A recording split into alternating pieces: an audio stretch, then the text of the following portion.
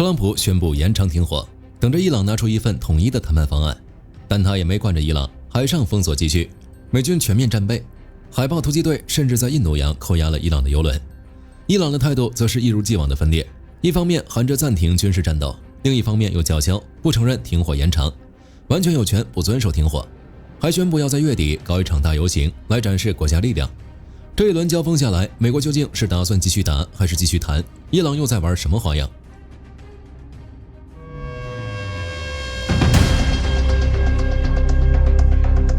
就在全世界的目光盯着伊斯兰堡，想看美伊双方能谈出什么结果的时候，伊朗却选择了拒绝参与第二轮谈判。万斯都已经准备好要飞巴基斯坦谈判了，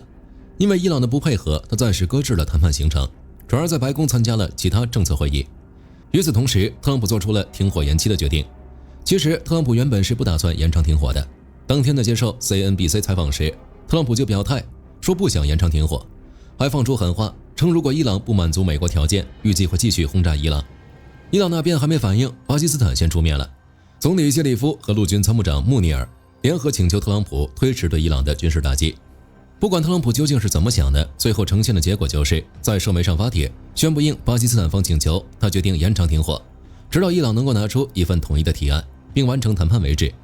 他还强调了一句，无论结果如何，所以这次延长停火，除了美国自己的考虑之外，还有巴基斯坦的尽力斡旋。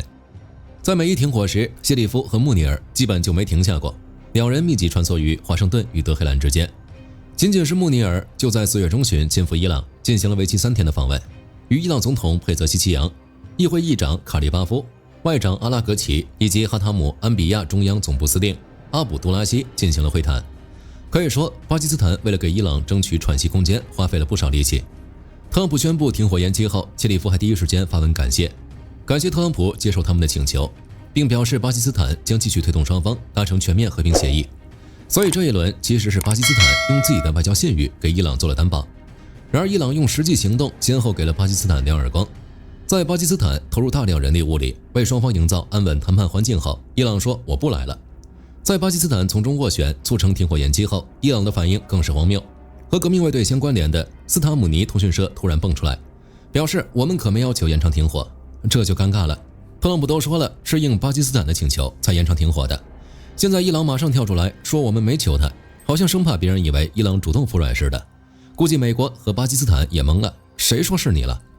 伊朗这边则不管，仍然像是精神分裂一样做了矛盾回应。伊朗国家电视台一边宣称伊朗同意军事战斗的暂停，一边又喊着伊朗不承认美方宣布的延期停火，完全有权不遵守。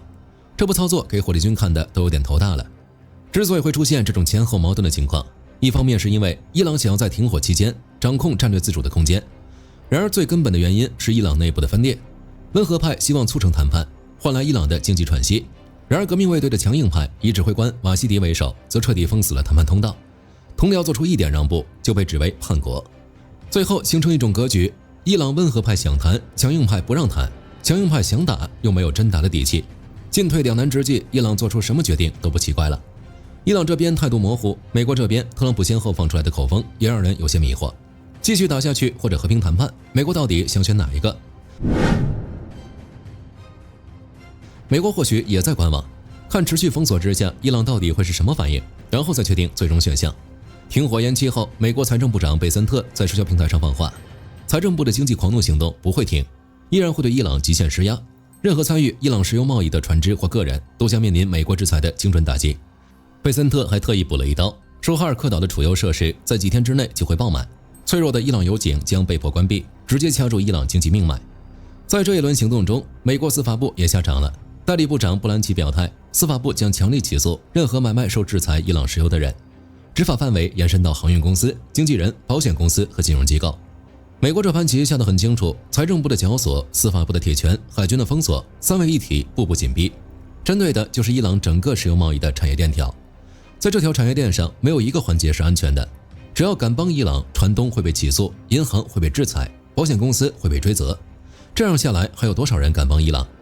然而这个几乎要了伊朗命的经济施压也只是前奏而已。对于美国来说，他们根本不需要急于求成，只需要持续收缩对伊朗的经济制裁，静待伊朗政权在自身无法调和的内部矛盾中加速撕裂、自我消耗。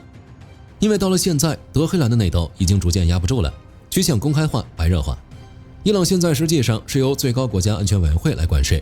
议长卡利巴夫是他的门面，但真正的权力分散在总统佩泽西奇扬、革命卫队指挥官瓦西迪等人手里。然而，卡利巴夫和瓦西迪之间的矛盾几乎已经到了无法弥合的程度。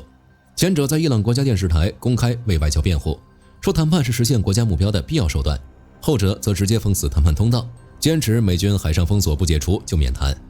但这还不是最可笑的，最可笑的是第一轮谈判时的闹剧。据伊朗国际报道，伊朗派到伊斯兰堡的谈判代表团80多个人里，其中30人都有决策权。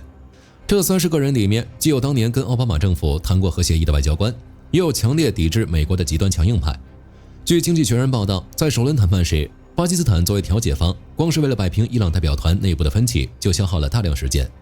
谈判一结束，更大的笑话就来了。佐尔加德指责外长阿拉格齐越权，说他在谈判桌上表现得太灵活，丢了革命卫队的脸。代表团还曾因此被召回德黑兰接受质询。一个国家的正式外交代表团在外面谈完了，回来还要被自家人审讯，这种魔幻剧情也只有伊朗才能干出来。而新任最高领袖莫杰塔巴更是彻头彻尾的摆设。据战争研究所的报告显示，莫杰塔巴唯一能直接沟通的官员就是瓦西迪，所有关键决策都得通过这位革命卫队指挥官来传达。其他伊朗官员想见莫杰塔巴一面都难如登天，不排除被软禁或架空的嫌疑。他父亲哈梅内伊在世时，好歹还能在派系之间和稀泥，当个裁判。莫杰塔巴倒好，根本无法调解内部矛盾，让强硬派彻底占了上风。而对于美国来说，这种局面简直是天赐良机。德黑兰内部的撕裂越严重，华盛顿手里的牌就越多。如果伊朗温和派能绝地反击，暂时压过强硬派，那么一个被耗尽了元气、经济命脉被美国掐住的伊朗，在回到谈判桌后，必然要做出前所未有的妥协。届时的谈判将不再是讨价还价，而是很有可能由美国单方面开出条件，伊朗只能选择接受或崩溃。美国不仅可以更好地解决核问题，或许还能更进一步为美国争取更多的利益。当然，就目前来看，温和派占上风恐怕是个奇迹，更有可能的还是强硬派掌控一切，然后继续和美国作战。据塔斯尼姆通讯社报道，这群人压根就没指望和平能持续。过去2周，他们始终认为战事重新爆发的可能性极高，并据此进行了一些军事调动，同时准备了新的打击目标清单。革命卫队更是不忘对周边的阿拉伯邻国发出赤裸裸的威胁，警告他们，如果敢让美国利用其领土攻击伊朗，伊朗就要打击他们的所有石油生产设施，让他们和石油生产说再见。他们的底气大概是来源于他们口中的军备生产。革命卫队航空航天部队司令马基德·穆萨维此前还跑出来放话，说伊朗现在正以高于开战前的速度更新和补充导弹及无人机发射装置。穆萨维还特意配了一段剪辑过的视频，展示他视察一个未知未名的地下导弹设施，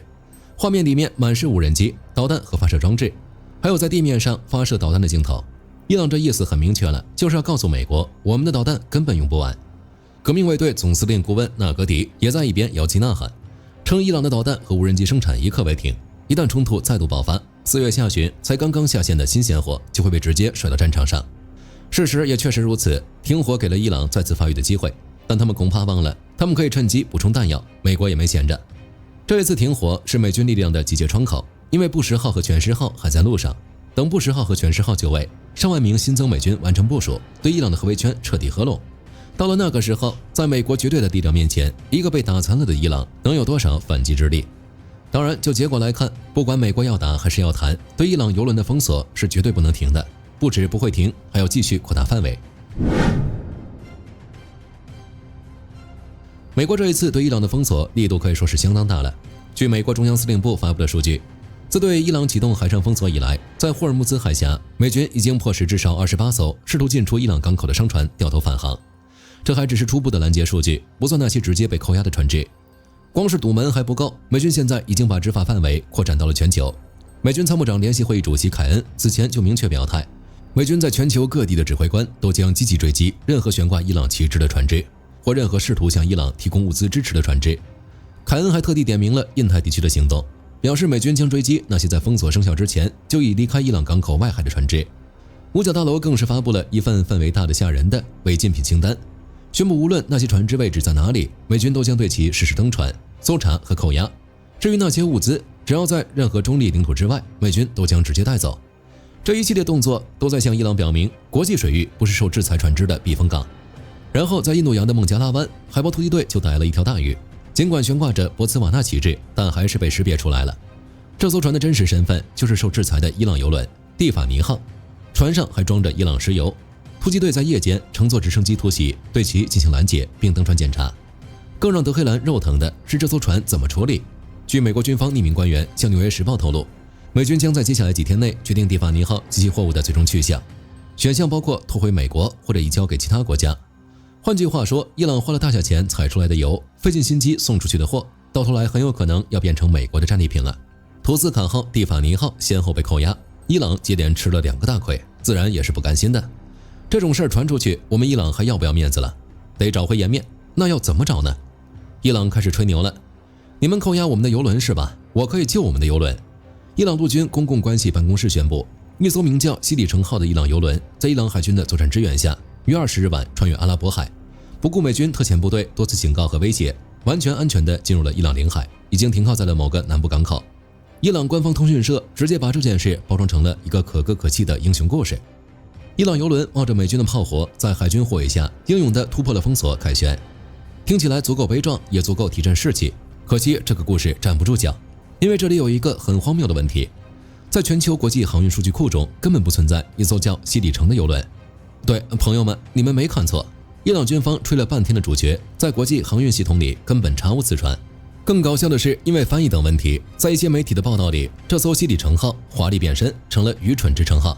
伊朗军方大概怎么也想不到，自己精心策划的宣传战就这样彻底变成了笑柄。那这艘西里城号到底是什么情况呢？据一家海事情报公司油轮追踪透露，所谓的西里城号很有可能是伊朗的一艘超大型油轮菲利西蒂号。就在前些天，这艘船在印度古吉拉特邦的西卡港为信使工业公司卸下了约200万桶伊朗原油，然后驶向波斯湾。值得关注的是，在此之后，这艘船关闭了自动识别系统，在暗航状态下进行了超过3天的航行。所谓的西里城号突破封锁回到伊朗，有极大可能是菲利西蒂号偷偷溜回了伊朗。不过他最后有没有回去，反正不是伊朗吹的那样。图斯卡号那边也一样，火力军也没想到这件事还有后续。此前美军扣押了图斯卡号，伊朗方面相当嘴硬，口口声声喊着革命卫队海军及时赶到，迅速支援了商船，美军被迫撤退。伊朗牛皮吹上天，然后还得自己打自己的脸。伊朗外交部站出来了，呼吁美国立即释放被扣押的船只和船员，这真是令人发笑。你们之前不是说自己逼退了美军吗？那船怎么还能被美军扣着呢？前脚说打跑了美国人，后脚又求美国人放船，这种前后矛盾的表演，把伊朗的无能暴露得干干净净。归根结底，实力才是硬通货，嘴炮可换不来油轮。而现在的伊朗海军显然没有为自家油轮护航的能力。据此前《华尔街日报》报道，伊朗海军的常规舰艇大部分已经被摧毁，剩下来的就是一群快艇。而这些快艇说白了，就是一群装了机关枪和火箭筒的民用快艇，拼拼凑凑拼出来的一支快艇杂牌军。它的最大作用就是在狭窄水域成群结队搞自杀式骚扰。出了波斯湾的浅水区，进了公海，面对美军驱逐舰的雷达锁定和密集的火力网，这些快艇就是活靶子。难道伊朗能指望这种活靶子给油轮护航吗？显然不能，所以伊朗也就只能搞一搞这种闹剧了。伊朗恐怕也清楚自己残存的力量拿不出手，但是还要维持自己的强硬。那怎么办呢？革命卫队想了一个招，在这种关键时候，不想着该怎么谈判，也不趁机积蓄力量，而是宣告大家快来看，我们要搞一场大游行。伊朗方面称，他们要在4月29日举办一场大游行，给的理由也很直白，就是为了展示国家力量。其实就是实在没招了，只能靠这种方法来秀一下肌肉，安抚一下民众。我们还有导弹呢。然而离29日还有几天，革命卫队就急不可耐地搞了一场预热，将他们的镇国重器拖上了街头。在卡德尔广场和革命广场上，他们摆了2款导弹，一款是卡德尔导弹，号称能打击以色列和地区美军，另一款则是射程更远的霍拉姆沙赫尔4弹道导弹。与此同时，还放出了真实承诺4第100波打击的视频。伊朗媒体兴奋地宣称，这是在向敌人展示伊朗导弹能力已全面准备就绪。革命卫队更是放出狠话，声称其部队处于高度戒备状态，一旦爆发新冲突，将对敌方实施毁灭性难以想象的打击。可问题在于，这些导弹到底有多少成色？但凡有点军事常识的朋友，看见这2款导弹，估计都会忍俊不禁。先说卡德尔导弹，这东西是20年前伊朗基于老掉牙的流星3液体燃料导弹导过出来的，射程大约在1650到2000公里。这款导弹最大的毛病就是精度拉胯，一旦 GPS 信号被干扰，误差直接飙升到数百米。正是因为精度太差，伊朗不得不用集束弹头来弥补，靠散布几十个小炸弹来广撒网，能不能炸到目标全看天意。这种精度水平，连伊朗军方自己都承认，卡塔尔根本不是他们军火库中最先进、最精准的型号。它能上广场的唯一原因，大概就是产量大、造得多。这倒确实符合伊朗的一贯思路，质量不行就拿数量对。更要命的是，它的发射准备时间长达30分钟，用的是液体燃料，每次发射前都得现场加注燃料。这种加注过程极易被卫星侦测，一旦被发现，发射车就是活靶子。而且这种老式液体燃料导弹，飞行速度也就2到3马赫左右。面对以色列的剑3系统，恐怕连突防的机会都微乎其微。你一个要准备半小时，飞得又慢，准头还差的导弹拉到广场上摆拍，倒是挺上兴。真要上了战场，话是还没点火，就被美军一发钻地弹送走了。霍拉姆沙赫尔4更不用说了，作为伊朗被吹上天的王牌，号称射程4000公里，大气层外速度16马赫，其技术大概率源于朝鲜的火星系列，可靠性存疑，且同样面临精度差、易被拦截的致命缺陷。底牌都这么寒酸，那29日的大游行还能展出什么新花样？可以肯定的是，这些在广场上被当成神明一样供起来的老旧导弹，到时候肯定会被挂满标语，重新油漆一遍，推到街头有街示众，接受那些民众的瞻仰。除此之外，8成就是像沙赫德这样的无人机。之前伊朗就干过一次，把沙赫德无人机涂成粉色，拉出来游一圈，说是献给伊朗土地的女儿们。整体要说的话，这场游行估计就是把之前被美以精准空袭炸毁、埋在地下的破烂从废墟里刨出来，修修补补拉上街，再吓唬人一遍罢了。经济持续萎缩，人民马上都要吃不起饭了，政府却在街头摆导弹演强国大戏。伊朗这一波操作堪称魔幻现实主义巅峰。问题是戏演的再好，在绝对的实力面前只会被啪啪打脸。而伊朗明明已经吃过很多次教训了。本期视频到这儿就结束了，各位觉得美国究竟是打算继续打还是继续谈？欢迎在评论区留言，大家一起讨论。我是火力军，下期见。好的，各位观众朋友们，我们频道一直在聊真实的军事资讯和武器装备，后台也经常有朋友问，有没有值得推荐的入门级模型？今天就和大家分享一款近期接触到的产品。首先，它的外形还原度做得相当不错，比例准确，武器上的一些关键细节和标识也都有体现，材质也说得过去，拿在手上有不错的分量感。其次，它具备一定的可动性，对于理解基础操作原理有一定帮助，让它不仅是个静态摆件。综合它的做工和可玩性来看，价格确实比较亲民。对于想入门模型收藏，或者单纯想在桌上贴一个摆件的朋友来说，是一个性价比很高的选择。商品链接已经给你们上了，感兴趣的朋友可以自行了解。